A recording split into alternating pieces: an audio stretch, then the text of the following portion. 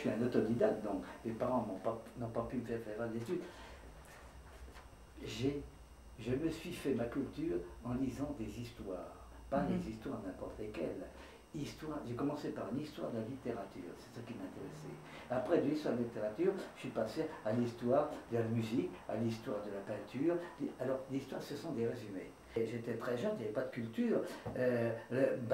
Descartes, ça me disait quand même quelque chose. Alors tiens, qu'est-ce qu'il a dans le ventre, c'est là?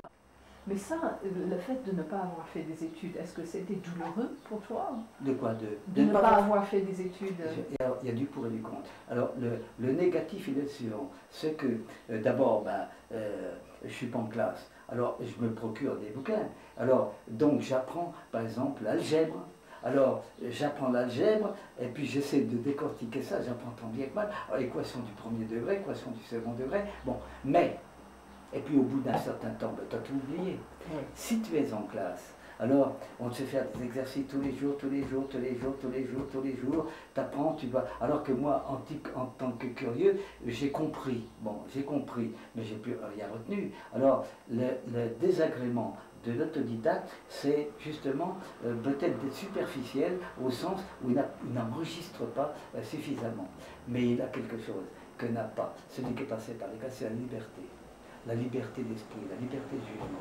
J'ai des audaces que n'ont pas du merde. Toi, tu as lu qui? Des textes de base, tes textes d'origine, quand tu étais jeune astrologue? Eh bien, j'ai eu un bouquin de Katsu, et je suis malheureux de ne pas l'avoir retrouvé, je ne pourrais pas le retrouver. Ça s'appelle Noces d'or astrologique. Bon, alors je raconte que j'ai 14 ans, que j'ai mon certificat d'études, que je suis niais, que je suis naïf, que je sais pas grand-chose. J'admire mon frère parce que lui, il est un peu mon père spirituel. Et puis alors, il me donne un bouquin. C'est un petit truc comme ça, épais comme ça. Et alors, mais je me réjouis. J'apprends que Mars dans le Bélier, en mauvais aspect, ça donne une mort subite, une mort violente. Oui, d'accord. Non, mais quand on est jeune, oh là là, alors je jubile. Qu'est-ce qui est arrivé à ton frère? Qu'est-ce qu'il y a, mon frère? Oui. Mes parents ont eu 6 enfants. Il était l'aîné. On était très pauvres. Et il a été sorti de l'école avant même d'avoir son certificat d'études. Ah oui. Et alors il a appris, en gardant les vaches chez les paysans, avec les bouquins, il a appris à faire ses études de certificat d'études. Il a d'ailleurs été reçu le premier. Ça doit être le hasard. J'admire mon frère parce que lui, il est un peu mon père spirituel. Il a trouvé, en venant à Paris, mais il a trouvé l'occultisme, les livres de la main. Il faisait des livres de la main. Oui. Et il avec Carteret, il est allé beaucoup plus loin, il faisait des lignes des seins. Autrement dit, Carteret a un petit côté un peu gaillard, il recevait des belles filles dans son truc, alors les filles, elles se montraient, et alors il y avait mon amant qui touchait, et qui disait à Carteret, tu vois cette ligne-là, ce vaisseau-là, ça veut dire...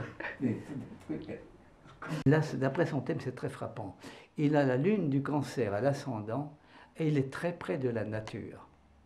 Alors la nature végétale est beaucoup plus concrète avec cette lune du Cancer à l'ascendant. Il était plus près de la nature finalement. Il communie avec la nature. Le Spagyris, c'est quelqu'un qui est en communion profonde avec la nature. Tout le monde était très brillant en fait. Si on veut. Ouais. Et ton père était brillant aussi? Qui ça? Ton père. Hein? Non, tu sais, mon père était forgeron. Ah oui, tu sais ce que c'est qu'un forgeron? Oui, je sais très bien qu'est-ce que c'est. Mais dans certaines cultures, des forgerons sont considérés d'être des gens qui ont une capacité un peu magique, la capacité de travailler le métal. Mircea Eliade a beaucoup parlé des forgerons. Oh, mais le désir d'apprendre, de connaître les mystères de l'univers, qui semble être... Ça vient donc de ta mère ou de ton père? Alors là... Là? Oh, je ne crois pas que ça vienne de mon père. Quant à ma mère, c'était une brave femme.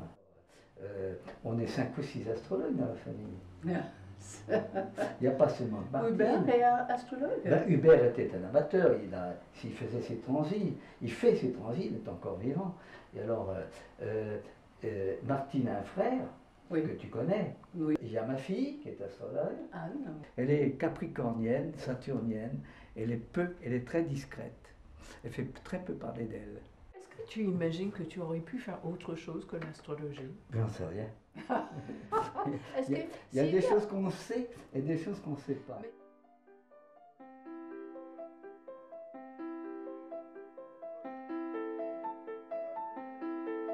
On est naïf quand on vient de l'astrologie. Vous achetez un bouquin, vous dites, ça y est, c'est écrit, il a raison, c'est sûrement vrai.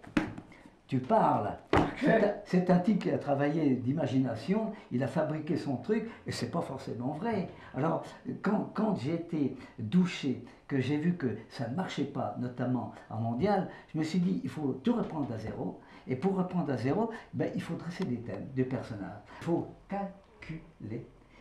Avant, il faut calculer les positions. Et alors, tu sais, un calcul de position, tu remplis une page de chiffres. Oui. Oui. Et quand tu es complexé, que ça dit que tu n'es pas dans ton élément, tu as peur de t'être trompé, tu recommences une deuxième fois, et puis ça ne donne pas le même résultat. Tu es obligé de commencer une troisième fois, et puis tu n'es pas sûr. C'est très compliqué. Hein. J'ai un cahier d'une centaine d'astronomes, les plus célèbres, des peintres, j'ai un cahier des musiciens.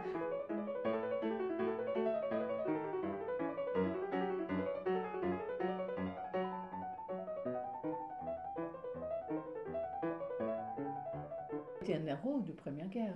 Comment il était le Première Guerre.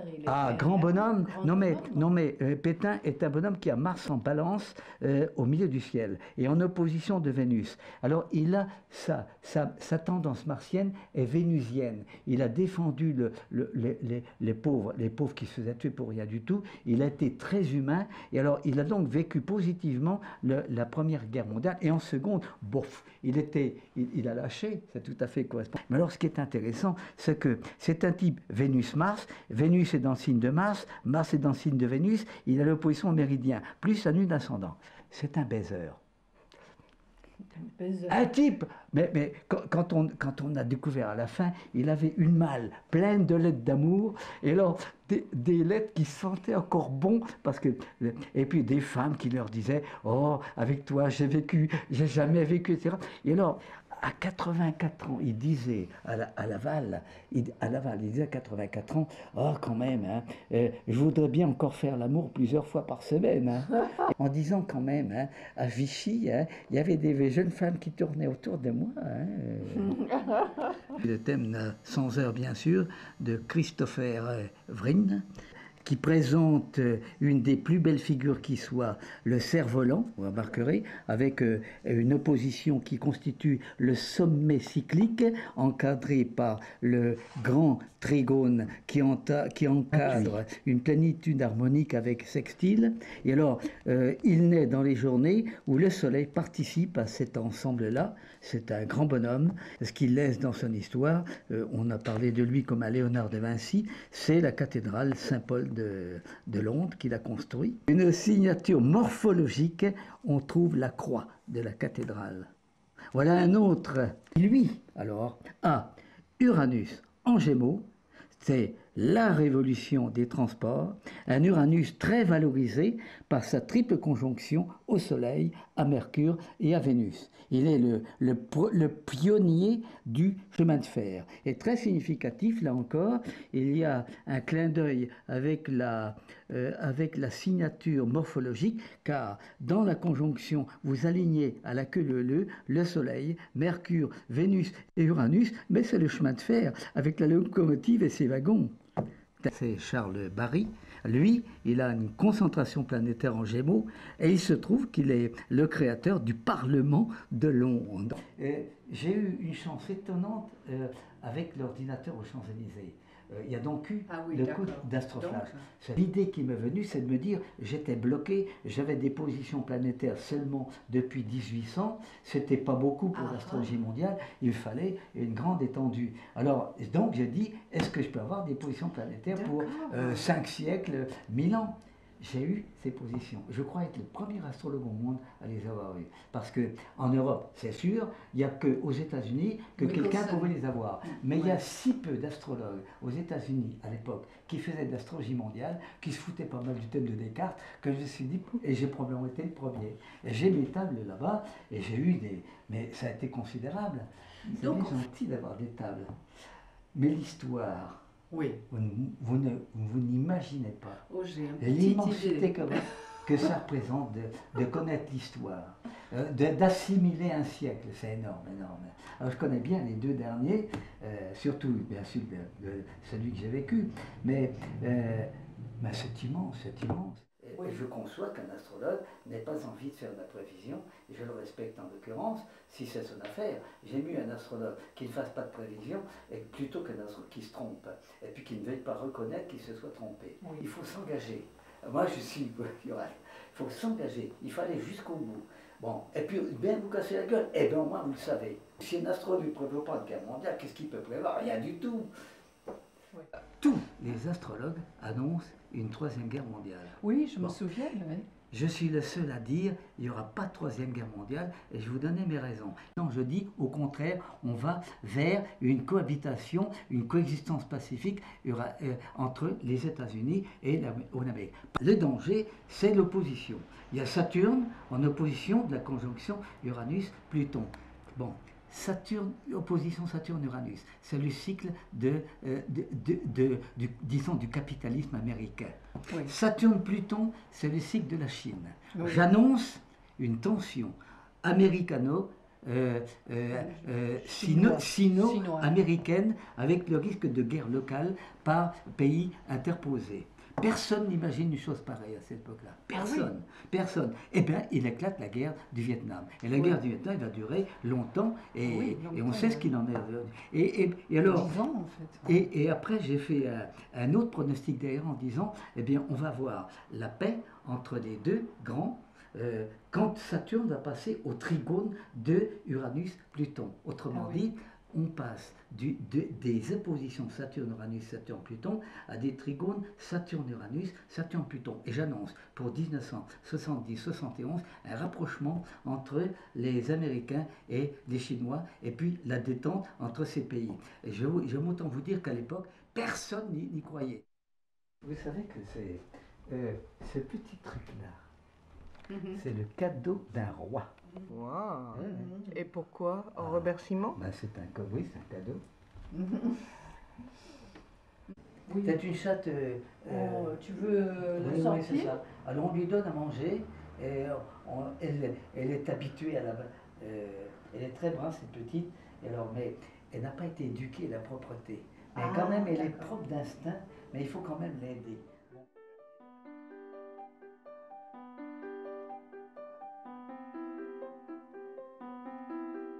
Rencontré au congrès qui habitait en Amérique latine, Monica, elle a dit vous êtes le maître. Oui, c'est ça. Mon maître. Oui, l'astrologie, c'est adorable. Surtout que c'est pas tout à fait vrai.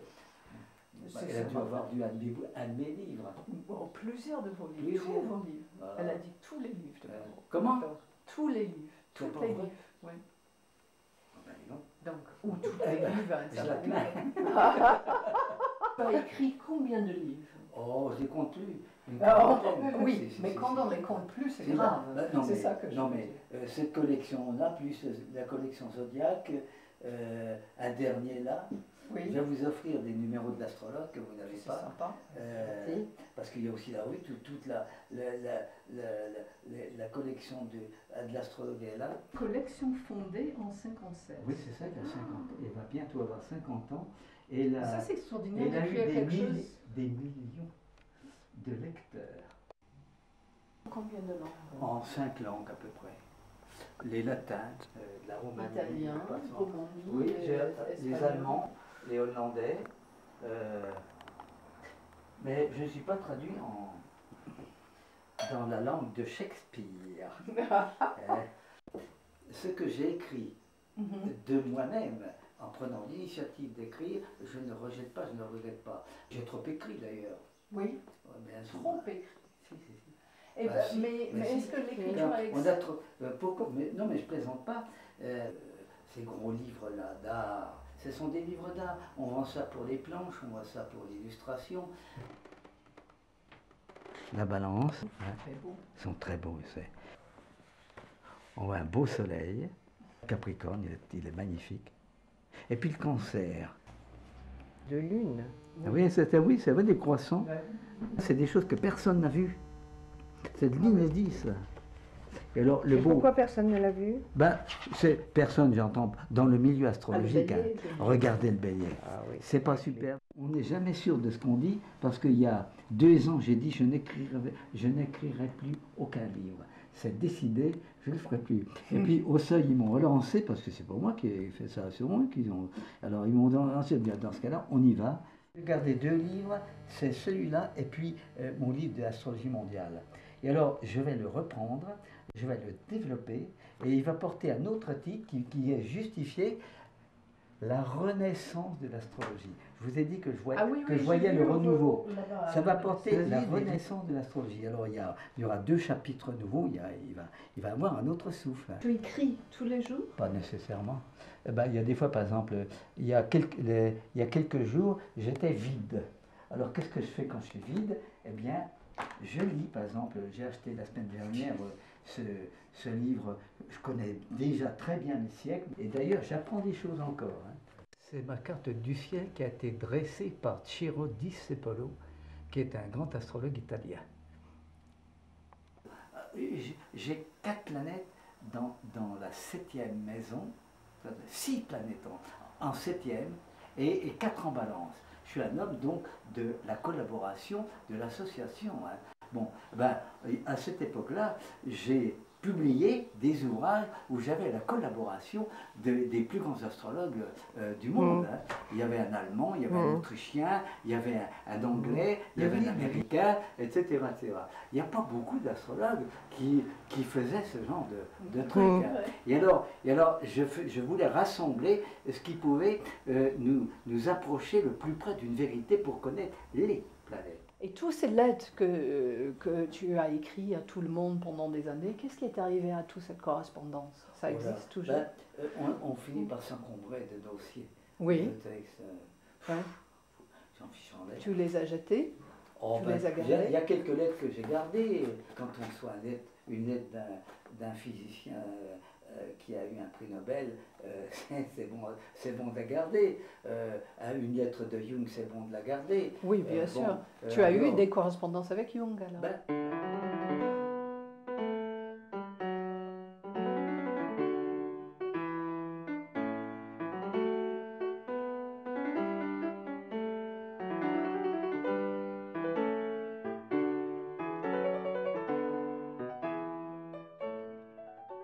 En effet, la lumière que peut apporter la connaissance céleste, la bonne étoile, c'est elle qui vous éclaire. C'est prodigieux, ça.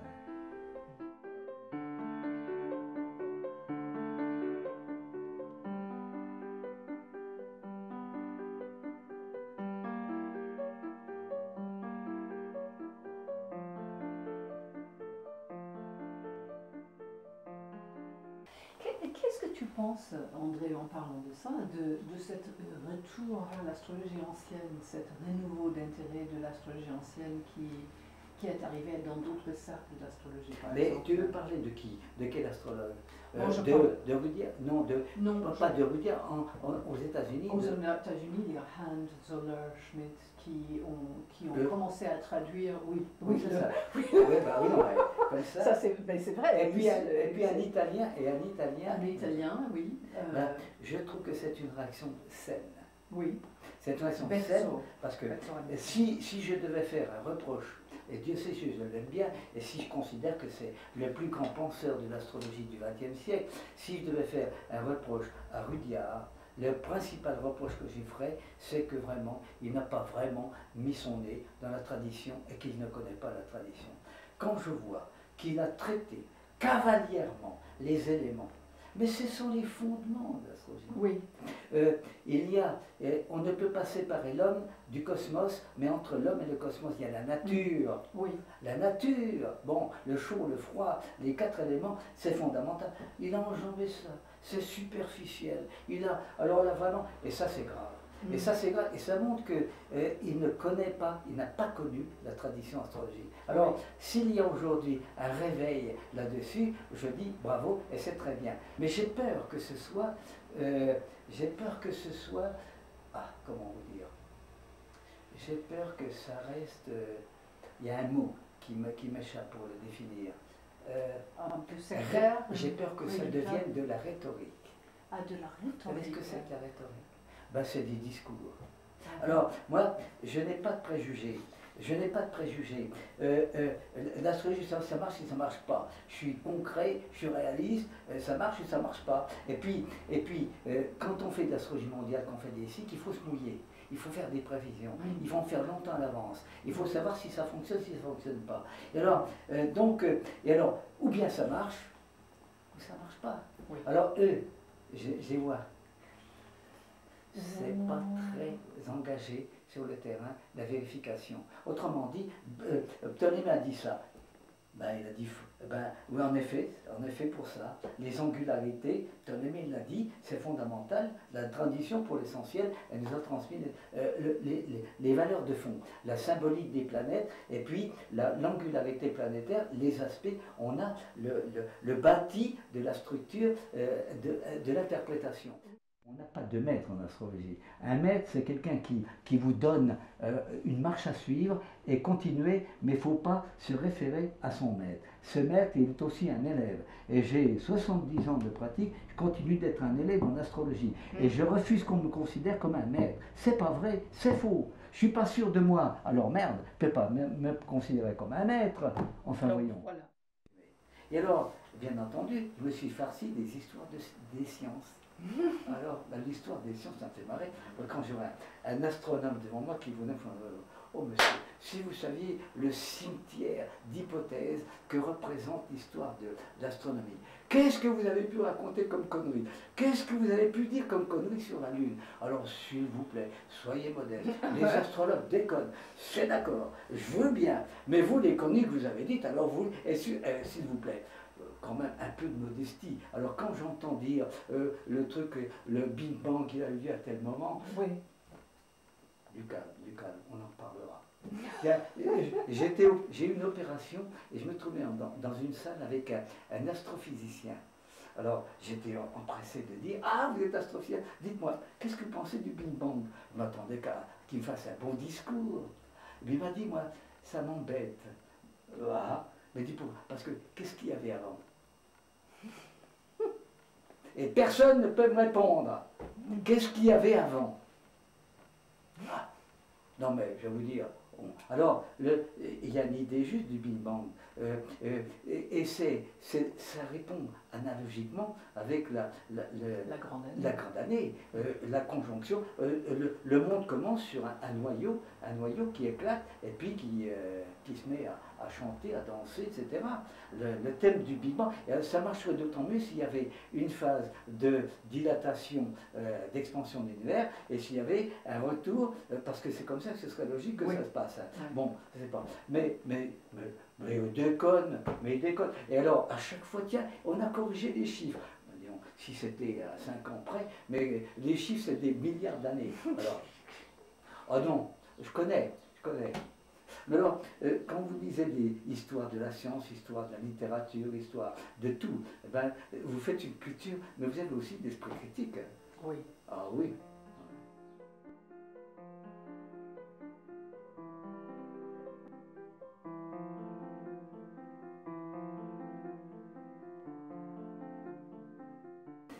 Moi, je suis quelqu'un de très réaliste, je fais de la mondiale. J'étais très traumatisé en 1940 parce que je ne pensais pas qu'il pouvait y avoir une guerre mondiale. Alors j'étais à partir de là très critique. Je me suis dit, si en 1989, quand Saturne, Uranus et Neptune vont se rencontrer, il ne se passe rien d'historique, eh bien, j'abandonne mon tablier, je renonce à l'astrologie. Pour moi, c'est un mythe, c'est une connerie, c'est tout ce qu'on peut imaginer. Voilà. Alors, et c'est pour ça que je me suis mouillé.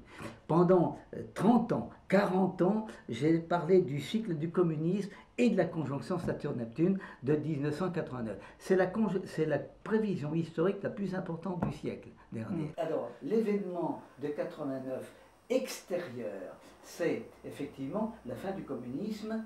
Et puis, il y a l'événement intérieur qu'on ne voit pas, parce qu'à l'époque, moi, je n'étais pas au courant de ces choses-là. Les chiffres, c'est 10 ans après qu'on les a découverts, c'est la naissance d'Internet. La naissance d'Internet depuis l'apparition des ordinateurs individuels. Oui. Et alors, Astroflash, à cette époque-là, c'est un gros bahut, c'est un truc immense. Les ordinateurs, moi je les ai connus, ils occupaient une pièce entière. Alors, la révolution, c'est d'avoir un appareil personnel qui fonctionne pour chacun, pour ses besoins personnels. Ouais. Et ça, c'est les années 80-84. Alors, la grande concentration de planètes de ces années-là est immense. C'est la fin d'une époque et c'est le début d'une époque nouvelle. Et alors, c'est 89 qui consacre ça avec la découverte d'Internet. Il y a la conjonction Neptune-Pluton dans les Gémeaux. La conjonction, la dernière, elle a lieu dans les Gémeaux. Et alors, le destin du monde à l'heure actuelle, c'est ce qui est au bout de nos doigts. C'est le digital. On a l'univers au bout de ses doigts. C'est typiquement Gémeaux. C'est la communication, c'est les échanges. On est arrivé à un sommet, là. C'est considérable. Hein. En 1980, il n'y a que 10 millions d'ordinateurs. Il y en a tout de suite 150 10 ans plus tard, en 90. Alors, c'est cette poussée gigantesque qui, sous la triple conjonction Saturne-Uranus-Neptune de 1988-89, va déboucher sur le phénomène suprême de la mondialisation avec la naissance d'Internet. Ça veut dire que sans l'Internet, il n'y a pas de mondialisation. Mais si, mais la mondialisation commence. Elle commence depuis 5 siècles, la mondialisation. Mais c'est l'ultime. Avec le digital, tu appuies sur 3 trucs et tu peux contacter n'importe qui dans le monde entier. Donc en fait, le 5 siècles, c'est la conjonction Pluton-Neptune précédente. Alors, elle est à la base. Et alors, à l'imprimerie, ça commence là. La civilisation commence avec la possibilité pour les gens de lire et d'écrire. 80-84, c'est le phénomène de concentration planétaire. Les 5 planètes-là sont rapprochées les unes des autres. Et c'est la fin de cycle ensemble et le début de cycle nouveau. C'est la fin d'une civilisation et c'est le début d'une autre. On ne peut pas imaginer l'importance que ça peut avoir dans 50 ans. C'est une civilisation nouvelle qui est née depuis ces configurations-là. Ce n'est qu'un départ. Et la conjonction Uranus et Neptune en Capricorne alors? Comme la dernière des années. Dis-moi, on est tous des astrologues, des humains, on a tous donc des facilités à déchiffrer certains symboles et des difficultés à déchiffrer les autres. C'est peut-être parce que j'ai le Sagittaire au milieu du ciel que ce signe me parle. Et alors le Capricorne me parle moins bien. Et alors le Capricorne me parle moins bien, mais je pense que, pour moi peut-être, que la conjonction dans le Capricorne est révélatrice quand même de ce qu'est l'ordinateur lui-même. Quand Uranus a traversé le Capricorne il y a un siècle, on a découvert l'atome. Le Capricorne, tu sais très bien, ce sont les noyaux, ce sont les centres, ce sont donc des valeurs de concentration, c'est la tête élémentaire. Hein. Et alors, la découverte de l'atome a eu lieu quand Uranus a traversé le Capricorne. Et ce que représente l'ordinateur, c'est un petit bahut de rien du tout qui va se réduire, et puis tu as tout ce que tu veux, tu as le monde entier. C'est une valeur de noyau. Pour moi, le Capricorne réussi, c'est le diamant.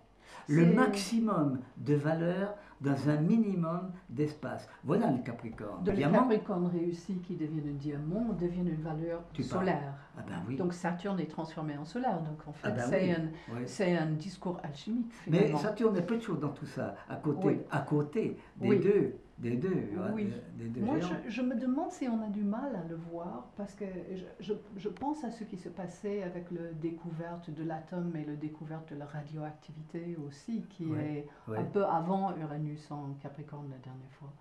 Mais il y a quelque chose de pénétrer derrière la matière, qu'est-ce qui est essentiel derrière la matière. Et on Ah. dit que dans le Capricorne, Oui. l'esprit descend le plus dans la matière, non? C'est ça. Peut-être. Le soleil qui est Peut-être. le Mais là, plus ancré. tu fais prévaloir des éléments au-delà de la matière, on pourrait dire qui relève du spirituel. Hein. Donc, oui, bon, Je ne suis pas encore en état de pouvoir dire ce que donne Uranus en Verseau. Il y a trop tôt. Oui, d'accord.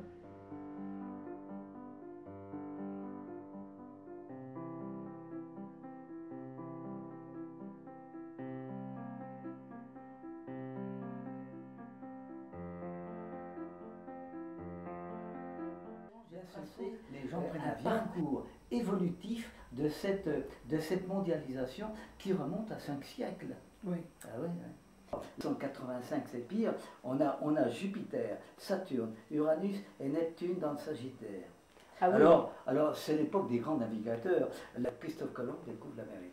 C'est la révolution des transports qui est l'élément, parce que c'est matériel, qui est l'élément premier de la mondialisation. D'accord.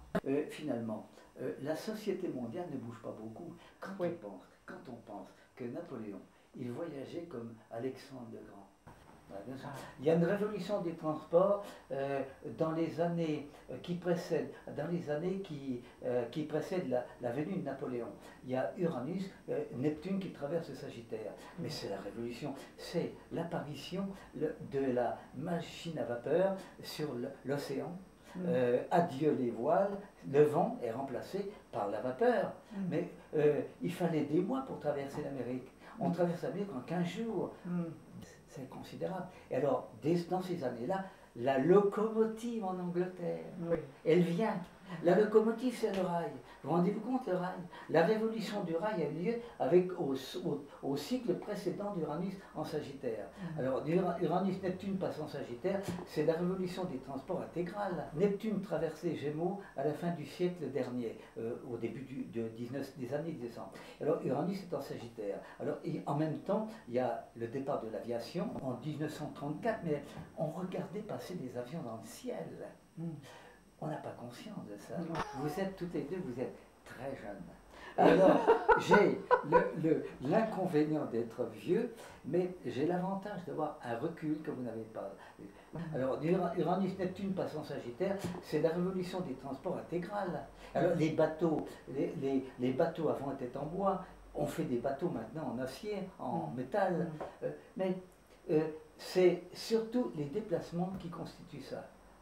Et alors, c'est quand Neptune entre dans le Sagittaire que d'un seul coup, il y a des graphiques, je donne des graphiques aussi précis que ceux-là du monde. Le téléphone arrive derrière.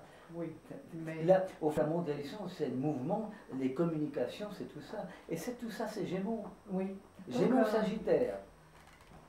Aux États-Unis, la fabrication des télévisions est passée de seulement 7000 en 1945 à 6 millions en 52.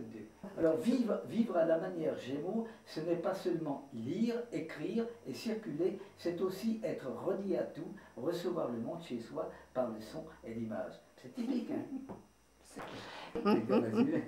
Et les signes doubles, pour toi, est-ce que les signes doubles sont importants dans des périodes de changement, dans des périodes de mutation de société? Ce sont ceux qui bougent. Oui. Les signes fixes, au contraire, ils incarnent l'incarnation même. Quand on est taureau, on est taureau. Puis quand on est scorpion. Même s'il y a des ambiguïtés, des ambivalences, mais c'est solide. Un taureau, ça ne bouge pas. Oui. Et puis il est heureux de ne pas bouger. Les Gémeaux, il a l'ennui de ne pas pouvoir s'arrêter. Les Gémeaux, sur fond planétaire mercurien, sont déjà la signature archétypique de notre société. Étant ainsi, il implique la notion fondamentale de rapport, de contact, de lien et du même coup de communication, d'expression, de diffusion, de mouvement, de circulation.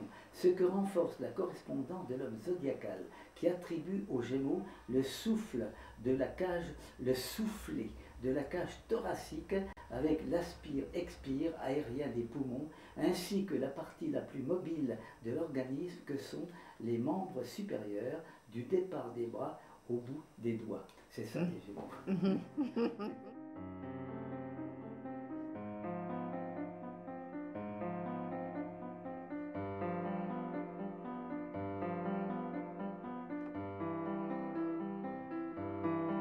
Alors on a par exemple 4 traversées d'Uranus en scie qui remontent au siècle dernier, qui sont très précises.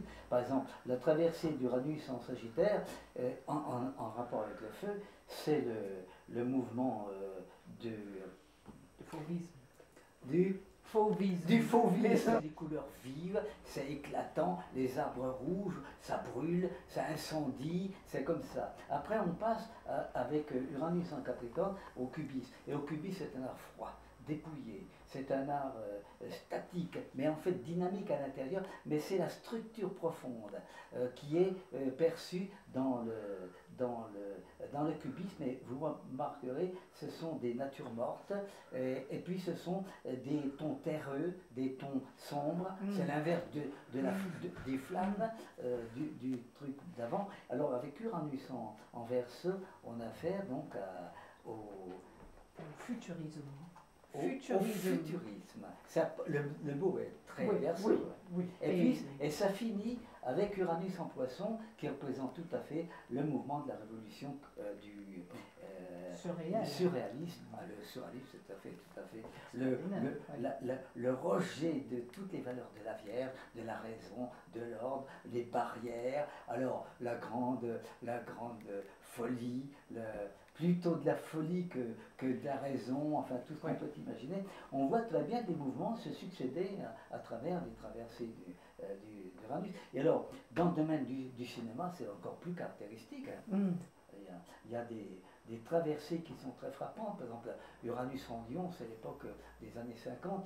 Les superproductions, Ben-Hur, mais alors, le cinémascope, le grand truc.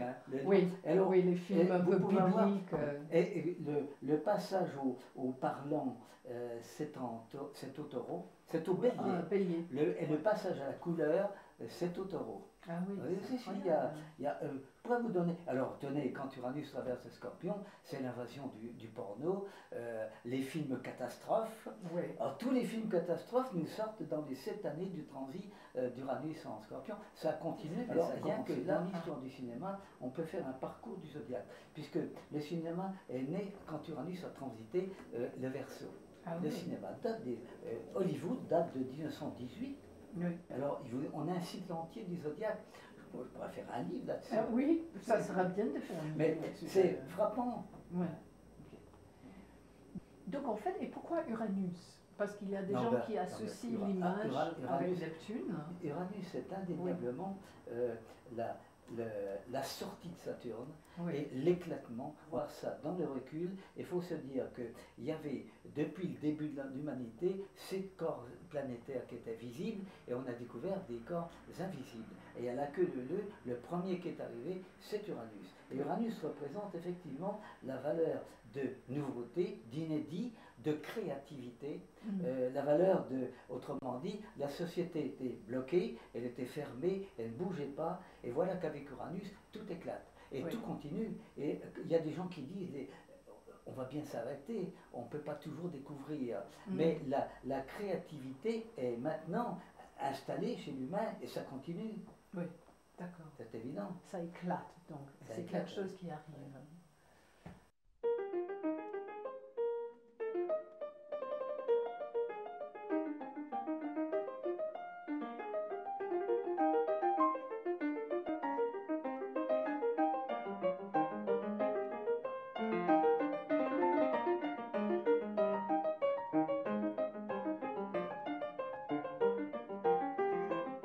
Alors, on revient à notre truc. Donc, tu étais en train de dire que cette expérience de voir le cycle Saturne-Neptune était une expérience pilote. Non, mais ce phénomène des cycles, c'est un phénomène de la tradition astrologique. Mais comment c'est traditionnel? C'est plus fondamental que traditionnel. C'est archétypique. Dans quel sens? Chaque astrologue porte en lui le phénomène vécu depuis le début du monde, d'une lune qui est nouvelle chaque mois, qui grandit, qui a atteint son premier quartier, qui pousse jusqu'à l'opposition et puis qui revient sur elle-même. Le phénomène du cycle est un phénomène qui est inhérent à la condition de la personne. C'est pas possible que l'astrologue n'ait pas sous-jacent c'est-à-dire potentiellement l'idée du phénomène de cycle. Forcément, le phénomène, la vie est cyclique. Le phénomène astronomique est un phénomène de circulation circulaire, justement, des astres autour de nous. La notion de la grande année est initialement cette chose-là qui prévaut dans tout ça.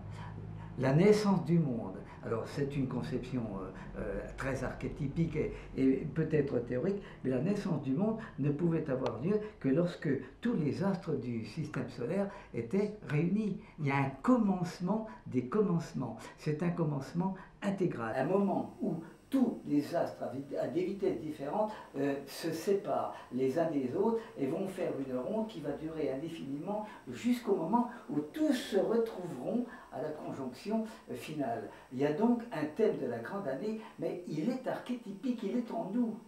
J'ai découvert ça parce que j'ai commencé par étudier un cycle, puis un deuxième, puis un troisième. Et puis, au moment d'un donné, il y a deux cycles qui s'entrecroisent. Tiens, il y a un cycle et puis un deuxième alors déjà, il y a un phénomène de duo. Et puis on passe de 2 à 3, si bien que quand on fait l'étude des cycles planétaires, à un moment donné, on est bien obligé de monter pour atteindre le sommet. L'idée de la concentration des planètes, l'idée de l'indice cyclique, qui est une manière plus précise de traiter la concentration des planètes, est une idée à laquelle on en vient forcément. Vous commencez par une donnée, mais vous en avez 10. Vous avez 10 grands cycles planétaires. Alors, dans la pratique, c'était inévitable que j'en vienne à l'idée de ça. Et un jour, je me suis dit, mais voilà, ça dit quelque chose. Quand vous êtes passionné, oui, vous attirez les choses. Oui. Il y a un gars qui me dit, j'ai un gros bouquin là, ça devrait vous intéresser. Tu parles. Le gros bouquin, c'était un des plus grands historiens des sciences. Je le cite dans mon livre d'astrologie mondiale. Alors là, on a tous les textes de tous les grands philosophes. Ça commence avec les premiers grands philosophes. Et on a une matière conservée. C'est ça, ça y est, on y est. Mais il fallait partir d'une cellule après et intégrer la cellule à l'autre cellule et parvenir à rejoindre la totalité. L'indice cyclique, c'est une manière de voir comment se dilate ou se contracte le système solaire. Alors, c'est un phénomène qui est extrêmement précis. Et quand on voit qu'on suit les courbes et qu'on voit le XXe siècle, c'est impressionnant. Avant moi, Gauchon, qui était mon aîné d'une quinzaine d'années, il avait effectivement été frappé. Il avait vu les distances des planètes lentes et il avait fait un graphique. Son graphique était impressionnant. Vous allez voir le truc là. Voilà. Le graphique de Gauchon, je l'ai reproduit ici, dans ce livre qui s'appelle Les Astres et l'Histoire, que j'ai publié en 67, et vous voyez la dilatation quand les planètes sont en cycle ascendant, ils prennent du champ, et quand ils se rapprochent, c'est les creux. Alors vous avez le creux de 14-18, vous avez la crise mondiale de 29-32, vous avez le creux de 39-45, vous avez une pointe de 55, et je vous prie de croire que ça marche d'un bout à l'autre. Personne ne s'intéressait à ça. Et alors, j'étais le seul à m'y intéresser. Puis je me dis, mais bon Dieu, il y a quelque chose de considérable là-dedans. Et je me dis, mais il traite le thème de la grande année. La dilatation, la rétraction du système solaire, c'est fondamental. Et puis, tout se lie dans des valeurs fondamentales aussi, la vie et la mort. Thanatos et Eros. Les tendances constructives, les tendances destructives. On a un truc qui est faramineux. La première guerre mondiale, elle commence en 1910, les guerres balkaniques. Hein, et le creux, c'est 14-18. Ça remonte en 29, c'est ce qu'on appelle la reconstruction d'après-guerre. Et la crise éclate en 29 jusqu'en 32. Et de 32 en 37, ça remonte un peu. Alors, mais en 37, alors, l'arrivée d'Hitler, Hitler fait sont nis là. C'est là que Hitler devient un type important. Et alors, à partir de 1937, il commence à faire le crétin, comme on sait. Et la guerre éclate en 1939, les années de prospérité. C'est surtout, il y a un plafond en 1960, et puis la crise renaît en 1965. La guerre du Vietnam commence ici. Alors, c'est un truc qui fonctionne. Mais alors, Gouchon est un saturnien. Il est plutôt statique. Ah, d'accord. Et alors, le cycle est tout sauf statique. Ouais. Alors, étant uranien, bah oui, ça me parle. C'est la dynamique. Alors, mais Gouchon, il a enterré ça. Mais je dis, mais non, pas du tout. Et je n'ai pas renié Gouchon, je l'honore. Et je considère que l'indice cyclique est un dépassement. Ça, c'est mes corrections. Trucs faux, des trucs qui ne sont pas justes. Ouais, oui. Voilà. Alors là.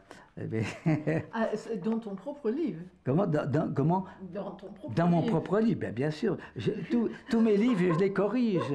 Les corrige, c'est une petite erreur en 1954. En astrologie du XXe siècle, on dirait que l'idée du cycle astrologique est l'idée clé du XXe siècle. En astrologie. En astrologie mondiale et individuelle. Parce que vous, c'est toi, c'est en mondial, mais Rudyard, en individuel, il a parlé de cycle de lunaison progressée, de cycle de ceci. C'est inhérent à la condition même du temps. Le temps est un phénomène de durée et il y a une continuité. Alors, parler d'une conjonction, parler d'un phénomène, c'est, pour ainsi dire, retenir quelque chose qui s'est produit à un moment donné, mais qui n'est qu'un accident de parcours par rapport à cette continuité. Alors on ne peut pas, si on part d'une conjonction, on ne peut appréhender cette conjonction que dans la durée du cycle. Oui. On peut pas la séparer du cycle qui précède et du cycle qui commence.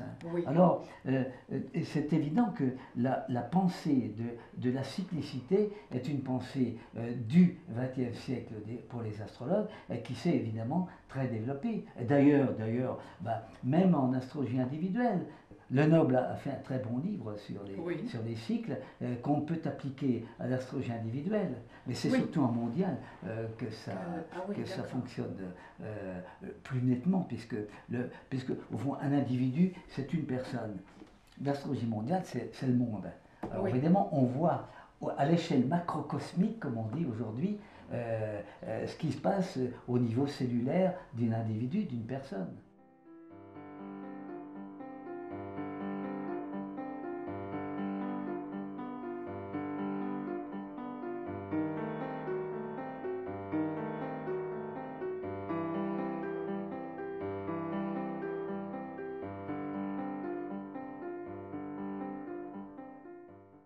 La globalisation est une chose et la mondialisation en est une autre. Ah oui, donc qu'est-ce que c'est la différence alors? C'est particulier, c'est autre chose. La globalisation, c'est évident, tout devient global, forcément. Et c'est un phénomène qui passe à travers la mondialisation. Tiens, j'en parle d'ailleurs à la fin, tu verras. La courbe là. Oui, d'accord. L'Uranus du début du siècle dernier, 98-2005, Uranus très Sagittaire. Et ça, c'est la dernière traversée d'Uranus en Sagittaire. Et ça présente, là, alors, il est question de globalisation. D'ailleurs, je parle de globalisation financière. Alors, dès lors que... c'est quand Uranus a traversé Sagittaire qu'il y a eu une révolution de la technologie grâce au phénomène des navettes spatiales. C'est la révolution, c'est le ciel. Hein. Oui. Et alors, à partir de là, on fait des découvertes et en quelques années, il y a une révolution des télécommunications. Les terminaux d'ordinateur véhiculent sur le champ des textes, des graphiques, des images, des voix. Ça s'est fait pendant la traversée d'Uranus en Sagittaire. Et c'est parce qu'il y a ces découvertes nouvelles que les gars qui ont des capitaux, eh bien, ils cliquent et mettent leur fric au plus près et puis ils retirent leur fric quand ça ne va pas. C'est ça la globalisation. Et c'est elle qui est dangereuse. Oui. Alors, écoutez, le monde est dirigé par l'argent, par les biens, etc. Il faut mettre bonheur dans ça, car c'est bordélique. Bon, mais la mondialisation, c'est quand même autre chose. c'est le côté entier, noble, le côté Ah, d'accord. Bon, Ok. bah, bien sûr. Alors, d'accord. faut pas. Alors, si on est contre la mondialisation, parce que on a les emmerdes de la globalisation, c'est tout à fait. Je comprends, mais faut passer par-dessus. Il y avait des échanges de capitaux, mais ils se faisaient par les moyens du bord. Tandis que là, on a tout. On place ces capitaux, on les déplace, etc. Et c'est ça qui a porté un bordel. Oui. Bon, alors les délocalisations, voilà un mot qui est sagittarien. Depuis ça, il y a des délocalisations. Les bons hommes, on les fait bosser à l'étranger. C'est Oui. encore un phénomène d'Uranus sagittaire.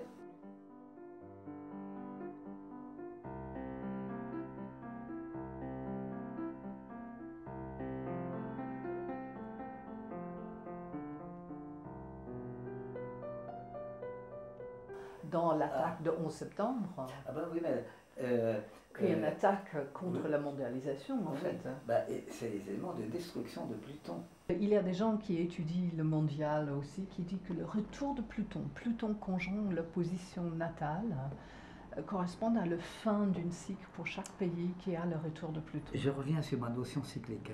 L'indice cyclique du XXe siècle, et l'indice, c'est l'indice de variation cyclique. C'est-à-dire, Oui. tu sais que comment c'est calculé. Par exemple, telle année, l'indice va monter, telle année, il va descendre. Et c'est plus la distance des planètes, c'est la vitesse de montée ou de descente. Hein. Mais à propos, avec le recul, on en a fait un plat. Oui. Bon, la Troisième Guerre mondiale. Oh, je dis, mais ils sont fous, Troisième Guerre mondiale. Bon, pas que le 11 septembre comme pour les Américains, mais historiquement, il est un choc, mais il n'a pas les implications, les conséquences qu'on a pu imaginer. Mais dis non, il n'y a pas de Troisième Guerre mondiale. Mais non, alors, il faut savoir ce que c'est qu'une guerre mondiale. C'est des millions de morts. Ce sont des gens qui meurent. C'est désastreux. Il faut savoir ce que c'est qu'une guerre mondiale. Croire que c'était une troisième guerre mondiale, ça laissait supposer que le terrorisme était naissant et qu'il allait s'amplifier. Le terrorisme, c'est effectivement une valeur plutonienne de chaos, de retour à la mort. C'est presque le culte de la mort. On tue pour tuer, ça mène à rien, etc.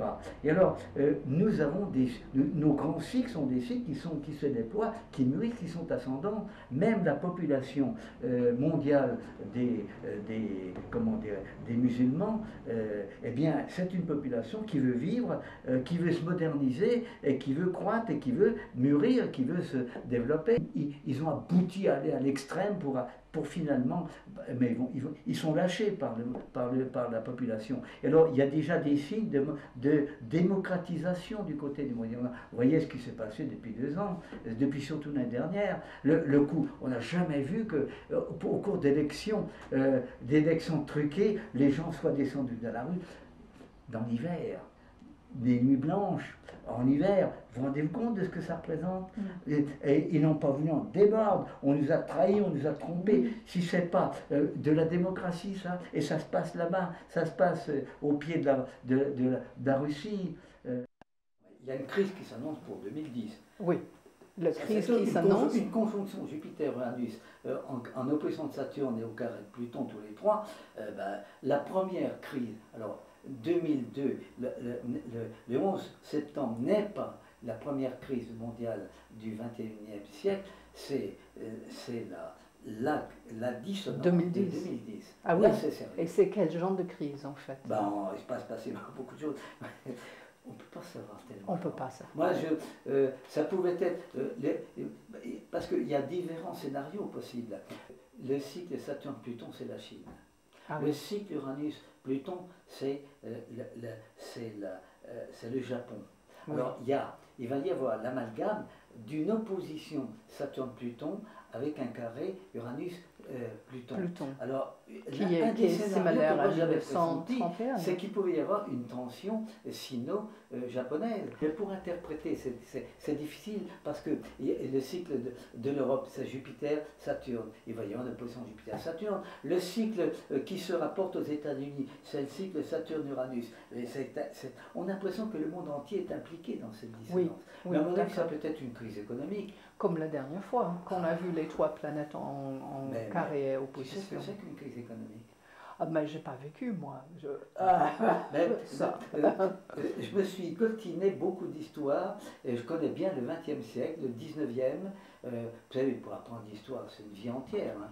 Et alors, je connais ces choses-là par cœur, je les connais bien. Et quand j'ai fait des écrits sur ces choses-là, je ne déconne pas parce que j'ai soin de me tenir à la vérité. Mais la crise économique la plus grave du siècle, qui a commencé en 1929 aux États-Unis, qui a duré jusqu'en 1933, c'est elle qui a fait venir Hitler au pouvoir. S'il n'y avait pas eu de crise économique, il n'y aurait pas eu Hitler. Oui. Imagine une population qui n'a plus rien à bouffer. Ah, tout de suite les démons. Ah, regardez, il y a les élections dans 2 jours. L'Europe, l'Europe, l'Europe, l'Europe. C'est terrible l'Europe, l'Europe. C'est une catastrophe l'Europe. Mais oui, c'est une catastrophe l'Europe. Les Français, ils sont cons les Français. Mais ils sont cons. Je ne sais pas comment vous allez voter. Hein. Je vois tout, j'ai conscience que la gauche est en train de déconner. Qu'est-ce qu'ils peuvent avoir de plus? Oui. Qu'est-ce qu'ils peuvent avoir de plus? C'est vrai que si on fait l'Europe, ben, il y a des pays qui sont plus pauvres que nous. Eh bien, il faut les aider, c'est plus pauvres que Oui. nous. Il faut... Alors, la catastrophe des catastrophes, c'est qu'il y a des très riches et des très pauvres. Tant qu'il y aura des très riches et des très pauvres, le communisme renaîtra. Et si le communisme a existé, c'est parce que le capitalisme affreux. Le communisme renaîtra ou autre chose peut-être. Un équivalent du communisme, un équivalent du communisme. Il y a des années où j'ai dit en l'an 2020, il va y avoir une conjonction Jupiter-Saturne-Pluton. Et qui tombe sur le Jupiter de l'état Jupiter fin Capricorne, de l'état de la Chine communiste. Hein. Oui. Et je dis que c'est le début où la Chine communiste va dominer, Le monde. pas politiquement, économiquement le monde. Dans le rapport des forces économiques, c'est bientôt, hein, et on voit, ça galope, eh bien, dans 2020, l'économie chinoise sera supérieure à l'économie américaine. La puissance américaine est à son maximum depuis la conjonction Uranus-Neptune. Oui. Elle va enfler pendant toute l'opposition. Oui. Et à l'opposition Uranus-Neptune de 2080, eh bien, Oui. ça sera fini. Oui. Quand on voit ce qui se passe, la révolution qui se passe en Chine, sauf accident, on peut comprendre que les Américains n'ont eu aussi qu'un temps. Oui. Sur le Pluton dans le thème des États-Unis, sur le Pluton natal. De Capricorne. Oui. Tiens. Fin Capricorne. Tu m'apprends quelque chose. Ah oui. Ah ben c'est pas du tout une moquerie. Si, je l'avais pas remarqué. C'est vrai, sur le Pluton, oui, tout à fait. Oui. Il y a une crise, sûrement, qui va toucher l'économie. En Mais ça ne 2010. prouve pas que ce soit l'économie qui soit la cause. L'économie peut très bien être touchée pour des raisons politiques, pour des raisons diplomatiques que nous ignorons. Oui. Voilà ça. Oui. Mais les 2 moments les plus critiques du siècle, c'est ici et là. 80, Et 2020. 80, c'est beaucoup plus terrible. S'il devait y avoir une guerre mondiale, elle aurait lieu là. Oui. C'est-à-dire, Vers 2080. 2080. Et pourquoi pas 2020 alors? 2020, je ne crois pas. Oui, pourquoi? Ah, pourquoi? Je sais pas. 2080, c'est un déchirement du ciel. Qu'est-ce que c'est? Ah, c'est pire que 1914. Oui. La guerre de 14-18 émane de cette conjonction, plus une conjonction Jupiter-Uranus, et la dernière guerre, 1941, c'était une triple conjonction Jupiter-Saturne-Uranus. On trouve les ingrédients de la Première Guerre mondiale et de la Seconde dans cette conjoncture. La civilisation nouvelle qui est engendrée par la conjonction connaît déjà une polarisation, c'est-à-dire qu'il y a des trucs qui se séparent, c'est déjà les premières scissions.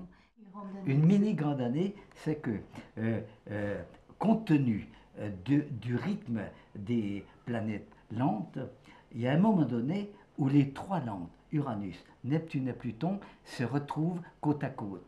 Oui. Alors il y a par exemple, voilà une mini grande année qui commence vers 1399 et qui vient de s'achever. On est Oui. à la fin d'un cycle de mini grande année. 1380. Alors il y a eu une conjonction, une Neptune-Pluton en 1399, et il y a eu côte à côte une conjonction Uranus-Neptune en 1479 et Uranus-Pluton en 1456. Alors ces trois planètes sont rassemblées les Oui. unes vers les Oui. autres. Alors c'est un moment de concentration planétaire forte. Alors à la vitesse de chaque cycle, alors Neptune-Pluton, il n'y a qu'un cycle entier, les autres, il y en a 1, 2, 3, l'autre 1, 2, 3, 4. À un moment donné, on retombe sur une concentration planétaire comme celle que nous avons vécue, la conjonction Neptune-Pluton de 1992, et puis la conjonction Uranus-Pluton de 65, et puis la dernière, Uranus-Neptune de 93. Et alors, c'est un monde nouveau qui se... La Renaissance est ici. Autrement dit, il y a une société qui est établie et une société qui meurt. Et alors, il faut renaître, sur ces cendres-là, il faut renaître quelque chose. C'est beaucoup plus difficile de vivre psychiquement aujourd'hui que de vivre comme on pouvait vivre. La femme a gagné. Il le fallait depuis l'éternité. Oui. La femme est libérée. Bon, mais il faut qu'elle paye la libération. Parce que c'est bien gentil d'être libre de son ventre, de tout. Encore faut-il avoir quelque chose dans la tête pour que ce soit une liberté réussie. Ça, c'est notre paire de manches. La répartition tout au long du XXIe siècle des cycles ascendants-descendants. Vous remarquerez, regardez, on est au sommet. Et alors, dans le cours du siècle, on n'a pas du tout une chose semblable. On a une approche vers 2025, il y a un sommet, mais alors, la signification de ces cycles ascendants, c'est qu'il y a justement une construction, une édification, une manière d'avoir un truc immense. Et alors, dans une quantité de domaines, et aujourd'hui, on n'a pas encore tous les éléments en main pour dire ça correspond à ceci, ça correspond à cela. Tout ce qu'on peut dire, c'est que l'an 2000 est une année exceptionnelle au point de vue biologique avec la découverte du génome. Oui. Le génome, c'est un événement immense. Toutes les planètes sont d'un seul côté et les 10 cycles sont ascendants. Et alors, la signification de ça, c'est qu'il y a un élan de vie, il y a une dynamique de vie, il y a une propulsion du devenir mondial qui est considérable. Toutes les catégories ont été étudiées par Didier Castille. Et alors, au sommet du plus grand nombre de cas de l'espèce française de cette génération, ça ne veut pas dire que c'est systématique et que ça va rester, c'est modulé. Ben, le maximum de cas représentatifs des Français, c'est un homme taureau qui a épousé une femme taureau et le couple de taureaux a fait un enfant taureau. Voilà. Ben, chaque famille peut avoir son arbre généalogique sur 2 ou 3 générations. Et généralement, on voit qu'il y a des naissances rapprochées. Ça peut d'ailleurs sauter d'un signe à l'autre, parce que c'est plus le phénomène de conjonction que le phénomène de signe. Voyez-vous? Là, le fait est qu'il y a le maximum, c'est un père taureau, une mère taureau et un enfant taureau. Mais il peut y avoir à la frontière du taureau et du bélier ou du taureau et des gémeaux. Vous voyez ce que je veux dire? C'est le phénomène de conjonction qui fonctionne. Mais une conjonction solaire. Une conjonction solaire. Ça veut dire que le soleil de l'un attire le soleil de l'autre. Il y a un phénomène, pour ainsi dire, psychique qui est analogue au phénomène électromagnétique déjà connu. C'est évident. L'attraction universelle, c'est quelque chose qui est semblable. Vous savez, on ne sait rien du magnétisme, l'effet du magnétisme on ne sait rien, on est encore dans la nuit. Avant, lui, il n'y avait pas de corrélation solaire. On demandait, mais enfin le soleil, qu'est-ce qu'il fout là-dedans? Et alors, j'ai eu des débats, moi, avec des astronomes de l'observatoire. Alors on dit, on peut accepter des choses du soleil. on peut pas accepter des choses de planètes. Et puis les planètes, c'est rien à côté du Soleil. Ben, regardez du Soleil. Ben, regardez la masse solaire, regardez même Jupiter, c'est pas grand-chose. Alors, ce que le jour où vous aurez des corrélations solaires, ah oui, on s'incline, c'est le roi, le Soleil. Et voilà qu'on a, avec une population française considérable, on a d'une conjonction Soleil-Soleil entre couples, une conjonction Soleil-Soleil entre parents et enfants, qui sont les fondements même de la condition humaine. Mais on a tout. Pour moi, c'est considérable. Alors, à partir de là, on est obligé de s'incliner. Ça, on va être obligé d'y passer. Avec le Soleil, on y passe. Et on ne peut pas attendre indéfiniment. C'est évident. J'en ai une conviction beaucoup plus forte que les autres astrologues parce que j'ai vécu cette chose-là. Et la mondialisation, c'est justement un aboutissement vers l'unité de la vie et vers l'unité du monde. Comment voudriez-vous qu'on ne retrouve pas l'astrologie au cœur de cette unité? Ça va de soi.